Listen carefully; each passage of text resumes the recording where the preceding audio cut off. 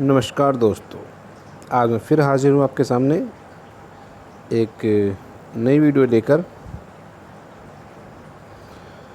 जो आज हमारे सामने एक सवाल उठता है कि जो सारी सुविधाएं होते हुए भी बच्चे पढ़ क्यों नहीं पा रहे हैं, बच्चों का मानसिक विकास डेवलप क्यों नहीं हो पा रहा है। तो आज मैं इन मुद्दों पर बात करने जा रहा हूँ। आज इस मुद्दों को समझेंगे कि ऐसी क्या समस्याएं हैं, क्या होनी चाहिए बच्चों के अंदर, क्या किस टाइम टेबल को फॉलो करना चाहिए ताकि हमारे जो बच्चे हैं इस परिवेश में डेवलप करें, ग्रो हो। सिर्फ वो किताबी ज्ञान और शिक्षा के आधार पर ही ना टिके रहें, अपना बौद्धिक विकास भी करें। तो इसीलिए कहा गया है दोस्तों कि जो माता पिता हैं अपने बच्चों के सबसे पहले शिक्षक होते हैं। बिल्कुल सही बात है ये। जो माता पिता हैं अपने बच्चों के पहले शिक्षक होते हैं। इस बात को हम इस तरीके से समझते हैं कि आप अभी जो मैंने देखा है अभी तक अपने घरों में, आप देखेंगे बच्चों से पूछेंगे कि बेटा ये वाली दाल ले आओ, मान लो चने की दाल ले आओ, मूंग की दाल ले आओ, अरहर की दाल ले आओ या मसूर की दाल ले आओ। तो बहुत से बच्चे नहीं पहचानेंगे कि मूंग की दाल कौन सी है, मसूर की दाल कौन सी है, चने की दाल कौन सी है। तो यह बेसिक शिक्षा है कि घरेलू शिक्षा जो माता पिता बताएंगे बेटा ये दाल इस तरीके से होती है, ये इस खेत में लगता है, इस मौसम में होती है। है ना। तो इसलिए माता पिता को जो है बच्चों के पहला शिक्षक कहा गया है। एक शिष्टाचार सिखाना, देखिए किताबी ज्ञान एक अलग जगह है, लेकिन उसको सीखने के लिए में एक शिष्टाचार होना चाहिए जो माता पिता देते हैं कि बेटा आपको किससे किस तरीके से बात करनी है, आपको किस तरीके से व्यवहार करना है, अपने आप को किस तरीके से प्रेजेंट करना है, बात करनी है। जैसा आप घर में माहौल में रखेंगे बच्चे वैसा ही डेवलप वैसे सीखेंगे और वैसा ही माहौल में बोलेंगे। फिर आप तो कहेंगे अरे हमारे बच्चे तो बिगड़ गए, ये तो ऐसा नहीं था, इन्होंने कहाँ से सीखा। पर आपको पता नहीं चलेगा, धीरे धीरे धीरे धीरे धीरे जो है आपके बच्चे गलत रास्ता पकड़ लेंगे। तो चलिए जानते हैं कि बच्चों को क्या दें। जैसा कि पता है कि हम लोग जानते हैं कि माता पिता और शिक्षक दोनों का एक ही लक्ष्य होता है कि बच्चों की सफलता के लिए दोनों कड़ी मेहनत कठिन परिश्रम करते हैं। माता पिता भी करते हैं, उनके शिक्षक भी करते हैं। लेकिन ऐसे क्या कारण हैं जो इन सब की कड़ी मेहनत के बाद भी बच्चे हमारे सफल नहीं हो पाते हैं, गलत रास्ते पर चले जाते हैं, है ना। उसका एक सबसे बड़ा कारण है आज के समय पे मोबाइल फ़ोन। बच्चे छोटे होते हैं, बचपन से उनकी आदत लग जाती है भाई फ़ोन पे बिज़ी रहना। फ़ोन देखो लेकिन एक समय से देखो, है ना। फ़ोन क्या करता है, आपके दिमाग को बांध देता है, आपको सोचने समझने की शक्ति को छीन लेता है। तो वे प्यारे बच्चों और प्यारे पेरेंट्स इस बात को ध्यान दें, बच्चों को फ़ोन से दूर रखें। इतना भी दूर नहीं, देखिए आप कोई वर्ड मीनिंग सर्च करना है, कुछ नई स्टोरी सुननी है, कुछ नई चीज़ की इन्फॉर्मेशन लेनी है तो आप सर्च कर सकते हैं। लेकिन फालतू का समय जो आप जो है फ़ोन पर ना दें, ना इंस्टा पे, फेसबुक, व्हाट्सअप। ये आपके जीवन में ठीक है, एक पार्ट है हमारी लाइफ, बट उतना ही समय, लिमिट समय दें। अपने आप को डेवलप करने के लिए आप कुछ और एक्टिविटी करें। तो चलिए जानते हैं कुछ पॉइंट्स हैं। जैसे कि मैं बताना चाहता हूँ आपको कि अभी जो हमारी शिक्षा प्रणाली है वो बच्चों को सिर्फ क्या देती है, सिर्फ इन्फॉर्मेशन। बेटा ताजमहल कहाँ है, आगरा में। इंडिया गेट कहाँ है, दिल्ली में, है ना। थोड़ा और हमने बेसिक हिस्ट्री जानना चाहे तो उसकी हिस्ट्री जान लेते हैं कि भाई ताजमहल किसने बनाया था और इंडिया गेट किसने बनाया था। लेकिन ये तो हो गई बेसिक स्टोरी, जो एक रटी रटाई कहानी है जो हम शुरू से पढ़ते हुए आ रहे पढ़ते, लेकिन इसमें बच्चों का दिमाग डेवलप कहाँ हुआ, कहीं नहीं हुआ। हम आपने कहानी सुनाई, उसने सुन लिया, उसको याद हो गया, उसने अपना दिमाग कहाँ लगाया, अपना आइडिया कहाँ उस पर डेवलप किया। तो हमें जो है बच्चों का वो मानसिक विकास डेवलप करना है इन चीज़ों को लेकर। तो हर दिन जो है कम से कम 30 मिनट का समय निकालें और देखें कि वह कौन सी ऐसी चीज़ है जो आपके छात्रों को वाकई ही ज़रूरत है, कि क्या चीज़ चाहिए उसके डेवलपमेंट के लिए, क्या कमी है, कहाँ वो गलत कर रहा है, क्या उसे सपोर्ट की ज़रूरत है वहाँ पर। हर शिक्षक को इस पर ध्यान देना चाहिए और शिक्षक के साथ साथ माता पिता को भी, कि मैं किस तरीके से एक सरल तरीके से सही वक्त पर कुछ करके या 2 शब्द कर कर इन बच्चों को प्रेरित, मतलब कि बच्चों को आप मोटिवेट करें, ना कि डीमोटिवेट करें। मैंने देखा कई बार बच्चों को, भाई बच्चे नहीं करते कि तू गधा है, तू कभी कुछ नहीं काम कर सकता है, तुम्हारे बस के नहीं है। वो देखो पड़ोसी का लड़का बढ़ गया आगे, उसने वो कॉलेज पास कर लिया, उसने इंजीनियरिंग कर ली, वो आज 50,000 कमा रहा है ना, है ना। उसने 10th में इतने मार्क्स लाए। मतलब आप अपने बच्चों को क्या करते हैं, कंपेयर करते हैं। कंपेयर बिल्कुल मत कीजिए। हर एक बच्चा यूनिक होता है, सब में एक अलग अलग टैलेंट होता है, उसको पहचानिए। बच्चे को डिमोटिवेट करने की जगह मोटिवेट कीजिए, उसको मोटिवेट कीजिए, बेटा कोई बात नहीं, आप कोशिश करो, आप अच्छा कर सकते हो। कि देखिए कि सभी का एक अलग अलग सभी जैसे कि हमने अपने जीवन में देखा है कि हमने देखा होगा ताला, हर एक ताले की अपनी एक अलग चाबी होती है। हर एक ताला जो है एक अलग चाबी से खुलता है। बिल्कुल ऐसा नहीं कि एक ही चाबी से सारे ताले खुल जाते हैं। शायद किसी एक का खुल जाता है, तुक्के से खुल जाता होगा शायद, कोइंसिडेंट, बट हर एक ताले की एक अलग चाबी होती है। तो ठीक इसी प्रकार जो हमारे बच्चे भी होते हैं, थोड़े थोड़े सबके अलग अलग होते हैं, तो उनको उसी हिसाब से समझाया जाता है, पढ़ाया जाता है, बताया जाता है, उनको मोटिवेट किया जाता है, तो वो आगे डेवलप करते हैं। इस बात को समझिए, जिस तरह हर ताले की एक अलग चाबी होती है, ऐसी बच्चों को समझाने के लिए उनको उस अलग तरीका बताइए। मान लीजिए कोई एक नॉर्मल बच्चा है, उसने समझ लिया, इसलिए आपने बताया, उसने समझ लिया उस चीज़ को, हाँ भाई ये जो क्वेश्चन है इसको इस तरीके से, इस पैटर्न से सॉल्व करना है।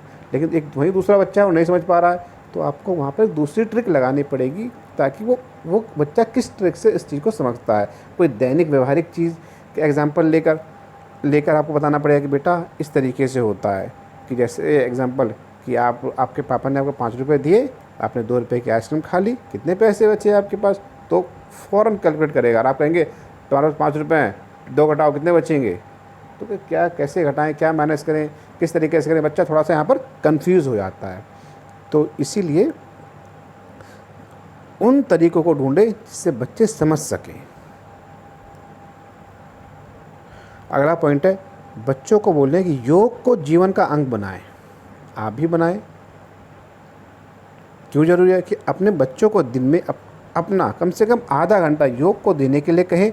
और योग एक ऐसा उपकरण है जो इंसान को शिक्षा की दौड़ में भी बेहतर प्रदर्शन करने में मदद करता है। यह बच्चों के अंदरूनी विकास, संतुलन, अधिक तीक्ष्ण बुद्धि को तेज करता है और बेहतर और एकाग्रता प्रदान करता है, ताकि बच्चों का मानसिक विकास जो डेवलप हो सके, शारीरिक विकास डेवलप हो सके, बच्चों का ध्यान यहाँ वहाँ ना भटके। तो योग को अपनाएं, इधर उधर की चीज़ों में उसका ध्यान नहीं भटकेगा योग करने से, और वह अपने हार्मोन्स को बेहतर तरीके से संभाल पाएगा। जल्दी सोने और उठने की आदत डालें। इसका मतलब ये है कि आप समय से सोएं, 10 बजे तक सो जाएं और सुबह 6 से पहले जग जाएं। कम से कम 6 से पहले जग जाएं। 5 बजे नहीं जगते हैं तो कम से कम 6 से पहले जग जाएं, ताकि आप दैनिक नित्य जो कर्म है उससे फ्री होकर थोड़ी बहुत एक्सरसाइज भी कर सकें। मेहनत करना सिखाएं अपने बच्चों को कि बेटा कोई भी चीज़ फ्री में नहीं मिलती है, आपको इसके लिए मेहनत करना पड़ेगा, स्ट्रगल करना पड़ेगा। तो मेहनत करें, कंफर्ट जोन से बाहर निकलें। बच्चों को किताबें पढ़ने की आदत डालें कि बेटा चलो ठीक है, आप अभी स्कूल कॉलेज की किताबें नहीं पढ़ रहे हो तो कुछ स्टोरी बुक पढ़ लो, कुछ इस तरीके से बुक में पढ़नी चाहिए, ताकि उनका दिमाग जो है शांत रहे, संतुलित रहे, है ना, संतुलित रहे। नहीं तो फिर वो क्या करेंगे, खाली बैठ रहेंगे तो फिर फ़ोन ही चलाएंगे। फ़ोन चलाएंगे, आपको गुस्सा आएगा, घर में झगड़ा झंझट और क्लेश बढ़ेगा, है ना। और बच्चे भी आज के टाइम देख रहे हैं कि बच्चों को भी गुस्सा बहुत आता है। कई ऐसे केस हुए कि उल्टा बच्चों ने ही माता पिता पर हाथ उठा दिया है। तो इस तरह की जो है घटना ना घटे भविष्य में हमारे समाज में। तो इसमें जो है माता पिता का योगदान बहुत अधिक है। खुद का काम करना सिखाएं कि जो काम दिया गया बेटा खुद करो, मतलब अपनी जो आपसे रिलेटेड है, अपनी बुक्स को ठीक से रखो, अपने ड्रेस को ठीक से रखो, अपने जूतों को ठीक से रखो स्कूल से आने के बाद, है ना। अपनी लंच बॉक्स को बैग्स निकाल कर अपने किचन में रखो ठीक से, जहाँ उसे वॉश करना है, धोना है। तो बच्चों को सिखाएं कि अपनी चीज़ें बेटा खुद करना सीखो। जब एक बच्चा अपने लेवल पर आ जाता है, मतलब कि मान लीजिए 6-7 साल का हो गया, तो बच्चा थोड़ा समझदार हो जाता है। मदर पे डिपेंड उतना नहीं रहता है, लेकिन उतना नहीं। तो उनको सिखाएं, बचपन से ही सिखाएं, तो धीरे धीरे उनको हैबिट हो जाएगा अपना काम करें। इससे आपकी हेल्प भी होगी और उनका एक मानसिक विकास भी डेवलप होगा। इसके बाद बच्चों की परवरिश की पूरी जिम्मेदारी जो है पेरेंट्स की होती है, ये हम सबको पता है। और बच्चों को कब क्या सिखाना है और क्या खिलाना है, ये सब पेरेंट्स ही देखते हैं कि भाई आज हमारे बच्चों को क्या ज़रूरत है, आज अंडा खाना है, आज को दूध पीना है, आज को नॉनवेज खाना है, या आज इसको वेज खाना है। तो वही उम्र के हिसाब से बच्चों को भी कुछ आदतें भी सिखानी होती हैं, जो पेरेंट्स की ही जिम्मेदारी है कि छोटा बच्चा है तो उसको क्या आदत सिखानी है, बड़ा बच्चा तो क्या सिखानी है, थोड़ा बड़ा हो गया तो उसके साथ कैसा व्यवहार करना है।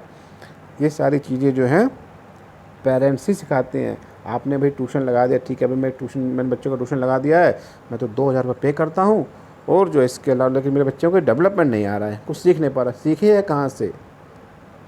जब तक आपने घर में उसको देखा नहीं, केयर किया नहीं, घर पे जाके बच्चा फ़ोन चला रहा है, ट्यूशन से जो काम मिला या स्कूल से जो होमवर्क मिला उसको उसने देखा ही नहीं करना क्या है इसके ऊपर, फिर नेक्स्ट डे उसने बैग उठाया और फिर स्कूल और फिर ट्यूशन, फिर घर। उसने घर पे मेहनत किया ही नहीं, होमवर्क कॉपी खोल के देखा ही नहीं, पढ़ा ही नहीं, तो उससे आएगा कहाँ से? आपको समय देना पड़ेगा, बेटा आज क्या होमवर्क मिला दिखाओ, चलो उसको करो, नहीं आता तो मैं आपकी हेल्प करता हूँ या हेल्प करती हूँ। ये पेरेंट्स की जिम्मेदारी है।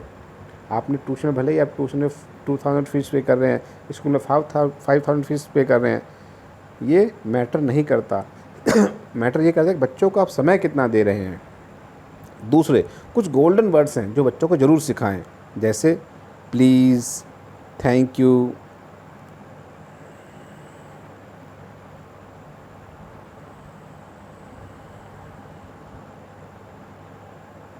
प्लीज़,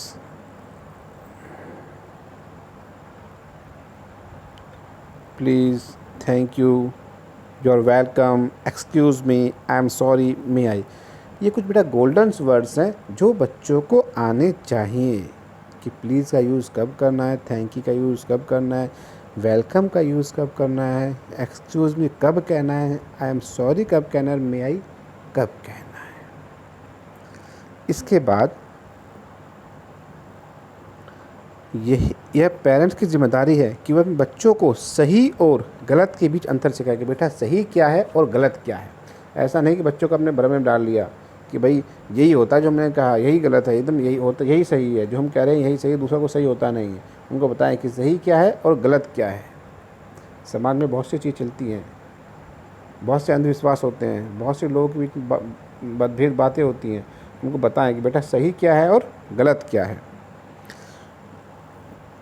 छोटी उम्र में बच्चों को झूठ बोलने की आदत भी आसानी से लग जाती है, इसलिए पेरेंट्स को सतर्क रहना चाहिए कि बच्चों को सिखाएं कि झूठ बोलना अच्छी आदत नहीं है और इससे उसी के आसपास के लोगों को नुकसान पहुंचा सकता है।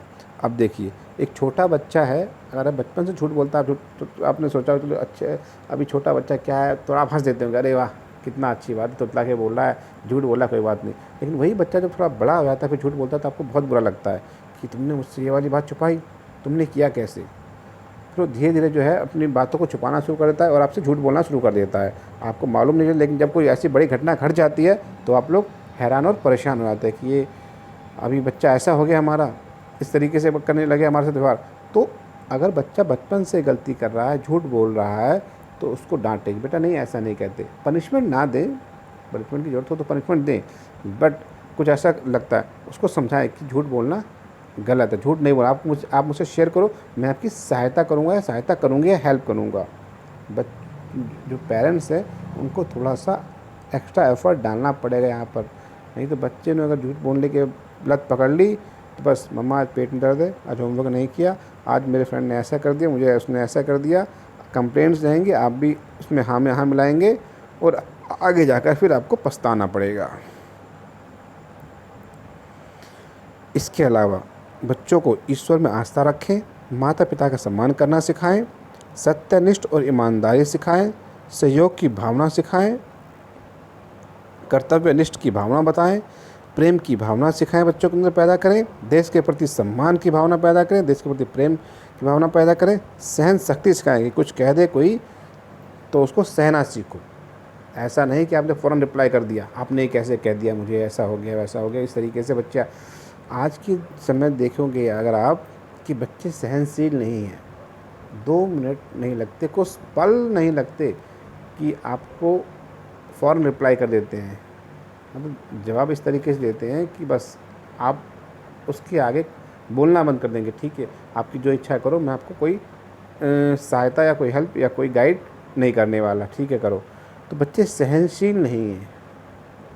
अगर आप उनके फेवर की बात कर रहे हैं बच्चे जो है उनको लगता है कि पेरेंट्स हमारे ओल्ड थॉट्स के हैं, हम न्यू जनरेशन, हम जो कर रहे हैं वो एकदम सही कर रहे हैं। इस चीज़ को उन्हें समझाएं, सहनशील बनाएं, उनके सहने की शक्ति बढ़ाएं और बच्चों को व्यायाम की आदत तो अवश्य ही डालें और आप स्वयं भी करें। इसलिए शास्त्रों में भी कहा गया है दोस्तों कि काक चेष्टा वाक ध्यानम स्वनिद्रा तथैव च अल्पहारी ब्रह्मचार्य विद्यार्थी 5 लक्षणम। ये हमारे संस्कृत के शास्त्रों में भी कहा गया है कि एक विद्यार्थी में क्या लक्षण होने चाहिए। तो एक विद्यार्थी के जो है 5 लक्षण बताए गए हैं, जो प्रत्येक विद्यार्थी के अंदर, जो व्यक्ति, जो स्टूडेंट है आज की लाइफ में, जो पढ़ाई कर रहा है, शिक्षा अध्ययन कर रहा है, ध्यान लगा रहा है, चाहे बच्चा nursery, KG, LKG, UKG, first, 10th, 12th, BTech या कोई भी किसी प्रकार की डिग्री कर रहा है, तो उसके अंदर ये लक्षण होने अनिवार्य हैं। तभी आप एक उस शिक्षा को जो हासिल कर सकते हैं। शिक्षा को क्या चाहिए? शिक्षा को हासिल करने के लिए आपको एक साधना करनी पड़ती है, कठोर तपस्या करनी पड़ती है, तभी आपको शिक्षा हासिल होती है, वो भी शिष्टाचार के साथ, डिसिप्लिन में रहकर। तभी आप किसी से शिक्षा हासिल कर सकते हैं। अगर आपके अंदर डिसिप्लिन नहीं है, संयम की भावना नहीं है, सहनशीलता नहीं है, तो आप शिक्षा जो है हासिल नहीं कर पाएंगे। आपके पास ज्ञान तो होगा लेकिन उतना नहीं। तो प्यारे बच्चों, एक विद्यार्थी को कौवे की तरह जानने की चेष्टा रहनी चाहिए हमें सदैव कि क्या है आसपास। कौवा देखा आपने, दाएं बाएं देखता है चारों, फिर उसको खाने की कोशिश करता है, क्या है नहीं है, फिर उसको उठाने की कोशिश करता है कि हाँ उठाऊँ या नहीं उठाऊँ, कोई देख तो नहीं रहा मुझे। तो कौवे की तरह एक्टिव रहें। दूसरा, बगुले की तरह मन लगाएं, अर्थात ध्यान लगाएं। जब बगुले को देखा होगा आपने, पानी में खड़ा होता है तो एक पैर पे खड़ा होता है और इस तरीके से खड़ा होता है कि वो हिलता ही नहीं है, ताकि मछली को एहसास भी ना हो कि यहाँ कोई खड़ा है। इस ध्यान में लगा रहता है। जैसे मछली उसके पास आती है तो चोंच डुबाकर उसे पकड़ लेता है। तो ध्यान आप इस तरीके से लगाएं, अपने ध्यान को एकाग्र करें कि आप जिस काम को या जो आपका उद्देश्य है उसको आप अपने लक्ष्य को प्राप्त कर सकें। दूसरा, कुत्ते की तरह सोना चाहिए, मतलब कि स्वनिद्रा, अर्थात आपको जो आपकी जो नींद है वो लिमिटेड होनी चाहिए। मतलब समय से सोएं और समय से उठें। ऐसा नहीं कि बस छुट्टी है तो देर रात तक सो रहे हैं, देर रात में सो रहे हैं, 2 बजे सो रहे हैं और 12 बजे उठ रहे हैं। सबसे बड़ी समस्या जो बच्चों के अंदर ये सबसे बड़ी आलस्यपन आ गया है कि बच्चे समय से ना सोते हैं और ना समय से उठते हैं। तो समय से सोएंगे नहीं और उठेंगे नहीं, तो जो उनका टाइम टेबल बना हुआ है उसको फॉलो कब करेंगे? हर एक बच्चे का अपना एक टाइम टेबल होना चाहिए कि भाई मैं सुबह 10 बजे, रात को 10 बजे सो जाऊँगा, सुबह 6 बजे उठूँगा, 1 घंटे मॉर्निंग वॉक करूँगा, उसके स्कूल के लिए रेडी होऊंगा, स्कूल से आऊँगा, लंच करूँगा, लंच के बाद रेस्ट के बाद मुझे ट्यूशन जाना है, ठीक है ट्यूशन, थोड़ा शाम को गेम एक्टिविटी खेलना है, फिर अपनी पढ़ाई करनी है, उसके बाद फिर dinner and then rest, go to bed. तो इस तरीके से आपको अपना एक टाइम टेबल सेट करना है। तो इसलिए आपको कम सोना चाहिए लेकिन लिमिटेड सोना चाहिए। और कुछ समस्या हो जाए तो आपको आपकी आंखें खुल जानी चाहिए और काम से कम आवश्यकता अनुसार खाना चाहिए। मतलब ऐसा नहीं कि खूब ठूस से खा लिया अब तो नींद आ रही है, सो अब पढ़ना, कल पढ़ेंगे, आज सो जाते हैं। हमारा दिमाग कहता है ना कि आज हमने बहुत पढ़ लिया, आज सो जाते हैं, आज हमने ज़्यादा खाना खा लिया। तो नहीं, खाने लिमिटेड से खाएं ताकि आपका शरीर भी मेंटेन रहे। आप देखते होंगे बहुत से लोग इतना खा लेते हैं कि बस फैटी, मतलब शरीर में फैट जमा हो जाता है, शरीर मोटा हो जाता है लेकिन तुलतुल हो जाता है, परंतु वो बच्चे एक्टिव नहीं होते, ना मानसिक रूप से और ना ही शारीरिक रूप से वो एक्टिव होते हैं। और तीसरा है पांचवा है, अंतिम है, गृह त्यागी।